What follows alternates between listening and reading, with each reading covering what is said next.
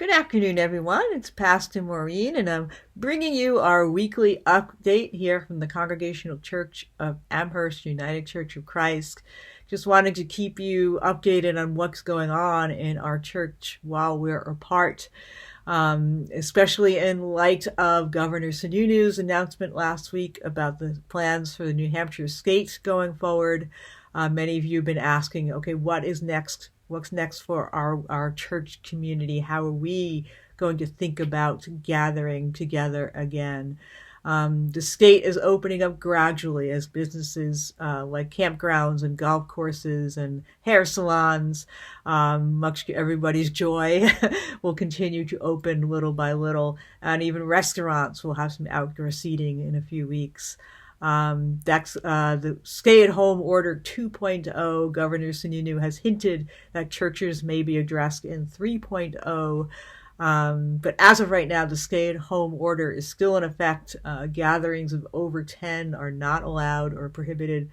But even as we watch what the state does, as things open up gradually, and we watch what the virus does in response to that, whether it subsides or whether it rebounds, or whether it comes back in the fall, as we know many of these winter viruses do. Even as we consider all of that, we know as a church community, we have our own considerations to think about.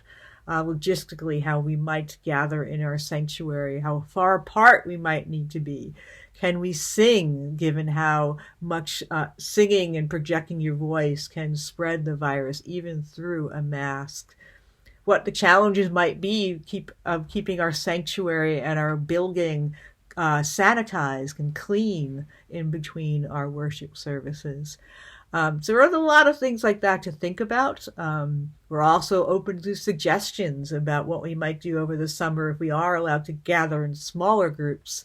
We might do something outside, like with our back porch theologies, which we traditionally have in the summertime when we gather, just have informal conversations about our faith and our relationships and who we are as a church community. We can add some worship elements to that and figure out ways that we can be, separated outside and still be together. So if you have any suggestions like that, please do send them along. Our council met last night and talked about our annual meeting, which is due to be held at the end of this month. And you'll be hearing from the council shortly with a letter and an email about our plans to postpone that meeting and what we will be doing with our budget and our nominating slate, all those things we usually vote on at the meeting. So keep your eye out for that. And as we talk about nominating slates and the turnover we'll have with our ministry teams, I want to thank all of you who are going off ministry teams, whether you served a year, 2 years, 3 years.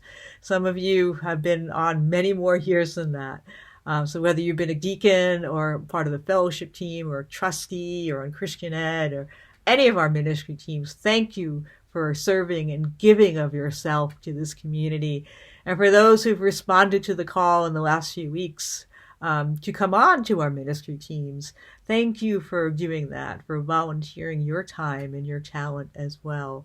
In the coming months, many of these teams will look a little different. The work is going to look a little different as some are more active than others right now. As I mentioned, council is still meeting. Stewardship, of course, we've been hearing from Christian Ed and communications, and our World Service team are still very active, and you'll be hearing more about what they've been doing in the coming weeks. So thank you to all of you for continuing to be the church in the world. Even if we're not gathering in our building, we're still being that church and that presence of God for one another. When I met with the confirmation class last week, our 8th and 9th graders who were pondering that question of whether they're going to confirm their baptismal vows and become part of our church community. And we were talking about what it means to be a part of a church, what it means to be part of a community and belong. And we talked about the many ways that we all are seeking something, where we have needs and desires that are met within a community, the building of relationships, the finding of joy, leaning on each other in our times of need and lifting each other up as well. Because we ask about not only what we can get from the community, we ask about what we have to give back in return. And that's what a community is. It's all give and take. It's about building relationships, realizing that it is about give and take. That covenantal relationship, that churchy word we talk about. And we all come to our church community for different reasons at various times in our life. We all want love. We all are seeking love and want to be cared for and supported. We're also looking for meaning and purpose, and we find that in serving one another by volunteering and doing things for one another. We're maybe looking for inspiration and encouragement, and various times we're looking for strength and comfort, or sometimes it's a nudging we need to push ourselves out of our comfort zone, to look at things differently, to change.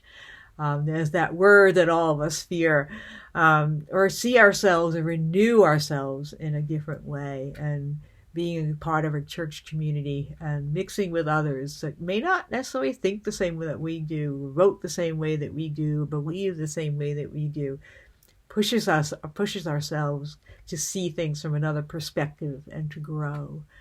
And those are the things that when we talked to our confirmands, they were missing about being part of their school communities, but we're all missing this about being part of our church community. But we continue to be that for one another, even as we're apart.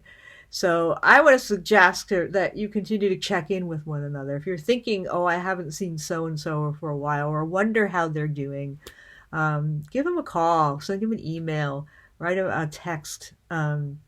That's the way we support one another while we're apart. Many of you are already doing that. Our congregational care team is doing a fabulous job of that. Our leaders are doing a great job of remembering who may need a call.